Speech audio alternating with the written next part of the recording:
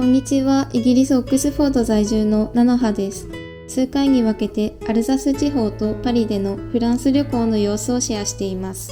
今回は旅行2日目アルザスワイン街道村巡りツアーの様子をお届けします。ぜひ最後まで見ていってください。高評価とチャンネル登録もよろしくお願いします。ホテルの朝食からのスタートです。今回の旅行は前半3日間でアルザス地方を観光し、最終日にパリを観光するプランにしました。旅行2日目のこの日はアルザスワイン街道村巡りツアーに参加しました。私たちはフォルマールからのツアーに参加しましたが、ストラスブールや他の地域から出発するツアーもあるようです。この動画ではフランスの最も美しい村の一つであるエギズハイムでの様子をお届けします。ツアーの後半で行ったカイゼルベルクやリクビル、オーケニグスブール城での様子は次回の動画でお届けする予定です。ツアーガイドさんと合流し、エギズハイムへ向かっていきます。今回参加したツアーは最大8人までの乗り合わせツアーでした。しかし幸運にも他に参加者がおらず、ツアーガイドさんからゆっくりと話を聞くことができました。That's the center of the village where we go next. But now we just go there. So you have the typical houses we've got in Alsace. We call them half-timbered houses. The ground floor is made with stone usually, and the upper floors are made with timbers. Most of the houses here are from the 17th and the 16th century. ツアーガイドさんから聞いた話をいくつかピックアップしてお伝えしていきます。アルザス地方の民家にはこのように数字や絵などが刻まれています。こちらの数字いくつか読めるでしょうか？私たちは684かなと思っていたのですが、実は1684だそうです。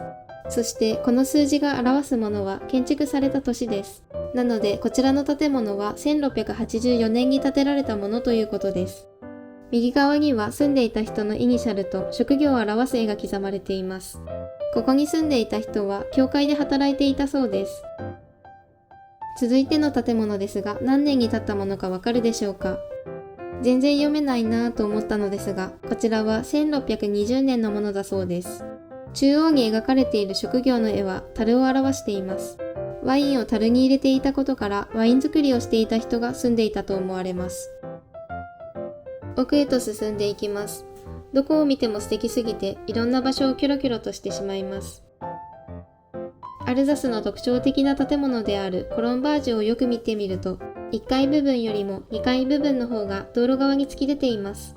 ここで問題ですが、なぜこのような構造になっているでしょうか？3択でお答えください。1番が段差部分にクリスマスの飾り付けをするため、2番が夏の日差しを遮断して快適に過ごすため、3番が税金を抑えるため。いかがでしょうか？正解は3番の税金を抑えるためでした。昔は建物が地面に接する面積によって納める税金の金額が決められていたそうです。そのため1階部分の面積を少なくして節税していたというわけです。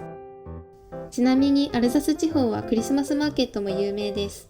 特に旅行3日目の動画でご紹介するストラスブールではクリスマスの時期になるとクレベール広場に30メートルもの巨大なツリーが飾られるそうです。The house is built with two different types of stone. So this pink sandstone that I told you about, which is the most common, Strasbourg Cathedral. This is another type of sandstone, the yellow sandstone.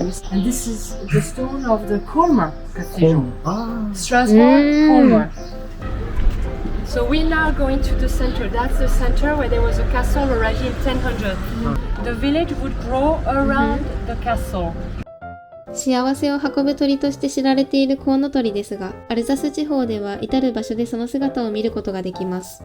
アルザス地方には1000羽ものコウノトリが生息しているそうです。アルザスのシンボルとしてお土産などにもコウノトリ関連のものがたくさんありました。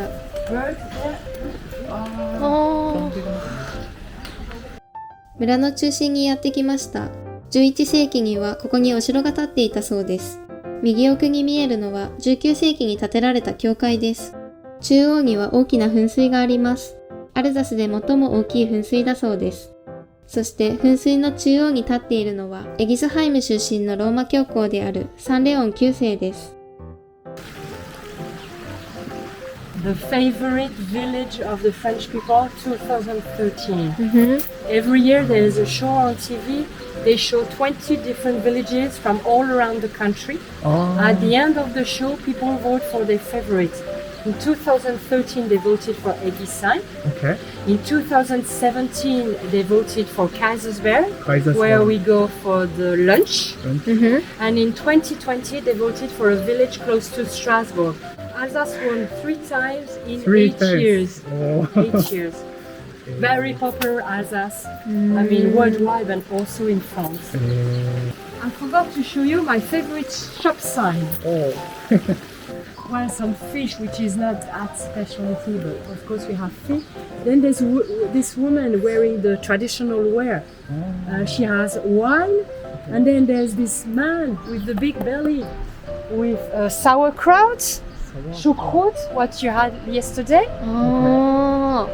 Sauerkraut, you see there are potatoes, there's cabbage and different types of meats and sausages.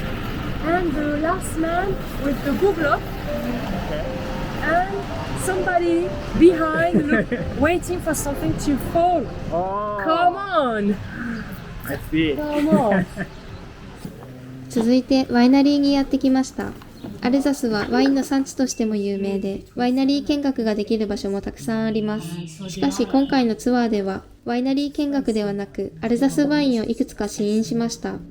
But let's talk about the sparkling wine first. Sparkling Crémant d'Alsace. So this one is a very traditional sparkling wine. Fruity, aromatic, the bubbles is very fine. Parce que le bouchon, on a un bouchon avec verse. C'est une question d'habitude, mais moi je vois jamais. Two Pinot Gris. Oh. Pinot Gris. The same grapes, but one is dry, one is medium dry. The process is different, so the wine is totally different.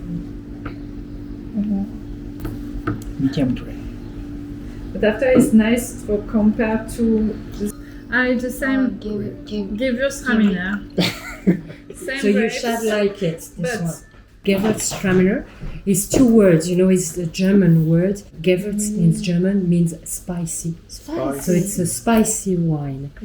And Traminer comes from a place called Tramini in Italy, where the wine comes from. It means the spicy grape from Tramini. Gewürztraminer. Once you know Gewürz and Traminer, it's easy to say Gewürztraminer. You see, if you just say Gewürz and Traminer, Traminer, Gewürztraminer, and then you're good. Try again, Gewürztraminer. Yeah, fine. Now you know how to say. 今回試飲したワインは、ピノノワールがベースのスパークリングワイン、ピノグリを3種類、そしてゲベルツトラミネールを3種類の計7種類でした。私は甘くて香りがふわっと広がるゲベルツトラミネールが好みだなと思いました。同じ品種のワインでも製造工程の違いやブドウの育った環境によって味の印象が違いました。好きだ。この動画は以上となります。